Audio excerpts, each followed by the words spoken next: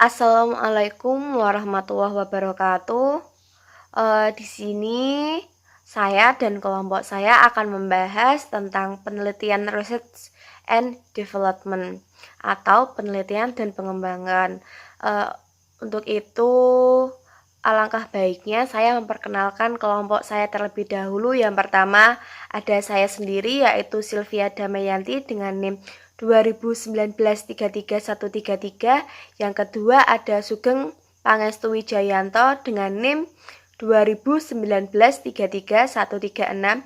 Dan yang terakhir ada Astari Putri Adelia dengan NIM 2019-33138. Saya akan membahas tentang penelitian research and development. Di video ini nanti ada 5 poin. Poin pertama yaitu hakikat R&D, yang kedua karakteristik penelitian dan pengembangan, yang ketiga tujuan penelitian dan pengembangan, yang keempat langkah-langkah penelitian dan pengembangan, dan yang poin terakhir yaitu kelima contoh judul penelitian dan pengembangan.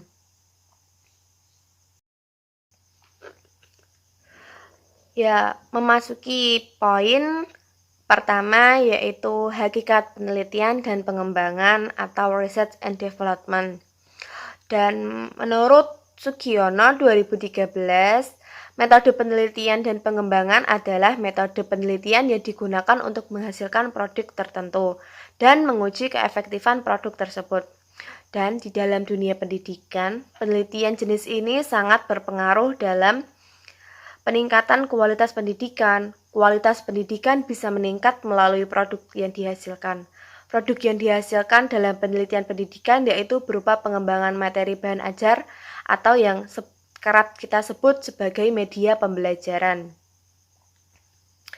Menurut Depdiknas 2006, dalam Mailian Arsanti 2018, bahwa bahan ajar itu segala bentuk bahan yang digunakan untuk membantu guru atau instruktur dalam melaksanakan kegiatan belajar mengajar di kelas, baik berupa bahan tertulis seperti handout, buku, modul, lembar kerja mahasiswa, brosur, leaflet, word chart, walaupun bahan tidak tertulis seperti video atau film, VCD, radio, kaset, CD interaktif berbasis komputer dan internet. Materi yang kedua yaitu karakteristik penelitian dan pengembangan R&D. Borg and Gall 1989 dalam Hanafi 2017 berpendapat bahwa ada 4 ciri utama dalam penelitian R&D, diantaranya 1. Studying research finding pertinent to the product to be developed. 2. Developing the product based on this finding. 3. Field testing in the setting where it will be used eventually. 4. Revising it to correct the deficiencies found in the field testing stage.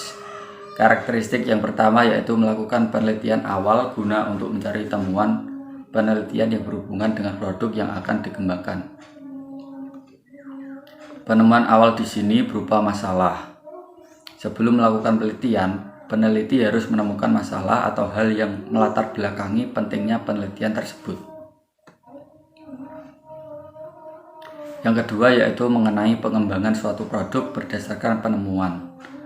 Tujuan masalah tersebut adalah untuk menemukan suatu produk yang akan dibuat. Produk tersebut harus sesuai dengan masalah yang ditemukan, agar produk tersebut bisa digunakan sebagai solusi dari masalah yang ada. Karakteristik berikutnya yaitu mengenai melakukan pengujian lapangan dalam situasi yang nyata, di mana produk tersebut akan diterapkan. Setelah produk tersebut telah selesai dibuat, kemudian peneliti melakukan pengujian produk tersebut, diuji keefektifannya, dan yang terakhir adalah mengenai perbaikan dalam produk. Setelah produk diuji, kemudian ditemukan kesalahan. Dari kesalahan tersebut dilakukan perbaikan. Tujuan penelitian dan pengembangan R&D. Menurut tim pengembang prodi biologi 2014 ada 3 tujuan pengembangan yang sesuai dengan langkah-langkah penelitian R&D. Di antaranya menghasilkan rancangan produk, menguji keefektifan atau mikro, menguji keefektifan atau makro. Untuk lebih jelasnya saya akan menjelaskan ketiga tujuan tersebut. Tujuan yang pertama, menghasilkan suatu rancangan dari produk yang akan dikembangkan, digunakan untuk meningkatkan kualitas produk sebelumnya. Rancangan produk tersebut adalah pengembangan produk sebelumnya. Tujuan yang kedua yaitu melakukan menguji keefektifan produk yang telah selesai dibuat melalui pengujian produk secara terbatas atau mikro, di mana produk tersebut akan diterapkan. Dan tujuan yang ketiga adalah menguji keefektifan, efisiensi, dan kemenarikan produk yang dilakukan melalui pengujian produk di lapangan secara langsung pada cakupan yang lebih luas atau makro, di mana nantinya produk tersebut akan diterapkan dalam proses pembelajaran. Selanjutnya, pembahasan keempat yaitu terkait langkah-langkah penelitian dan pengembangan research and development. Menurut Sugiono 2013 berpendapat bahwa ada 10 langkah-langkah penelitian dan pengembangan. Di antaranya, yang pertama itu ada potensi dan masalah.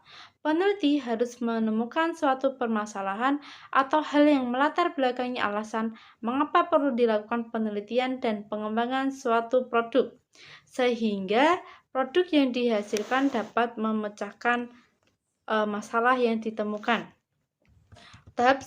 Tahapan selanjutnya yaitu mengumpulkan informasi.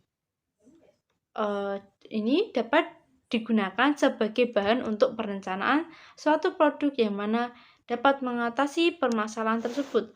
Untuk mengatasi permasalahan tersebut yang ada itu harus dibutuhkan metode penelitian. Penggunaan metode penelitian yang tepat dapat mempengaruhi hasil. Mengenai penggunaan metode penelitian, yaitu tergantung dengan permasalahan yang sedang terjadi. Setiap permasalahan memiliki cara yang berbeda atau metode yang berbeda untuk menyelesaikan suatu permasalahan. Nah, langkah yang ketiga yaitu desain produk.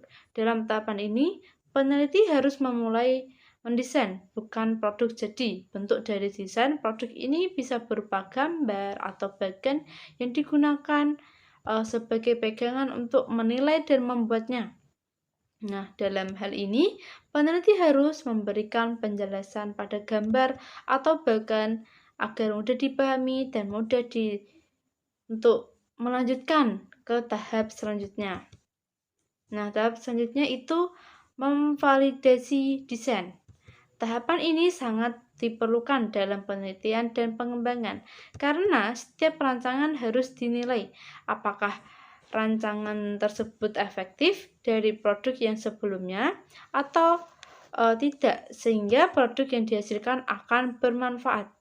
Tujuan dilakukan validasi desain adalah agar peneliti mengetahui kelemahan dan keunggulan dari rancangan produk tersebut. Kelemahan suatu rancangan dapat digunakan sebagai perbaikan suatu rancangan, dan keunggulan suatu rancangan dapat digunakan sebagai acuan untuk rancangan desain berikutnya. Nah, setelah peneliti mengetahui kelemahan dan kelebihan suatu desain, kemudian tahap selanjutnya yaitu perbaikan desain. Desain memiliki kelemahan, akan diperbaiki oleh peneliti sebelum desain tersebut masuk ke tahap uji coba. Tahapan selanjutnya ialah melakukan uji coba suatu produk yang sudah dirancang. Dalam dunia pendidikan, uji coba produk dapat dilakukan di kelas. Pengujian ini dilakukan untuk mengetahui apakah produk yang dibuat lebih efektif atau tidak dari produk sebelumnya, membandingkan keadaan antara keadaan sebelum diterapkannya produk baru dan setelah diterapkan produk baru. Peneliti dapat merevisi suatu produk setelah diterapkan di kelas. Peneliti mengetahui kelemahan dari produk tersebut.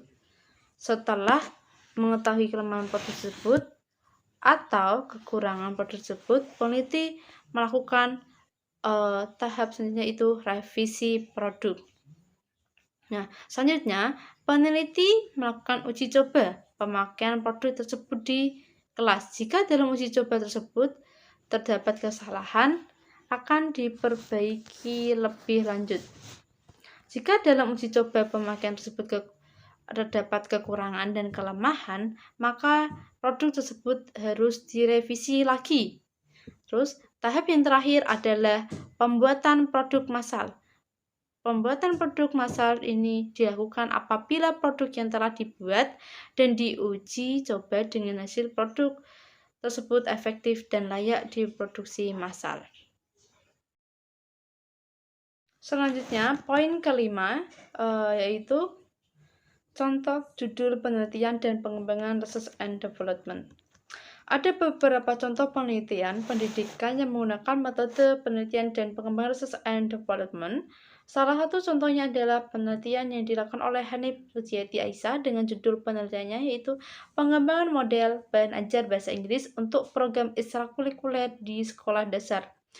Nah, untuk mengetahui materi jenis metode penelitian yang dipakai oleh Hanif Rujiati Aisyah bisa diunduh sendiri melalui Google. Nah, tahap selanjutnya itu kesimpulan. Penelitian dan pengembangan atau research and development adalah penelitian yang digunakan oleh peneliti yang bertujuan untuk menghasilkan suatu produk. Penelitian jenis ini dapat membantu guru dalam memecahkan suatu permasalahan yang ada di kelas. Contohnya, dalam permasalahan media pengajaran, guru dapat membuat produk media pengajaran yang lebih menarik dari sebelumnya dan efektif digunakan.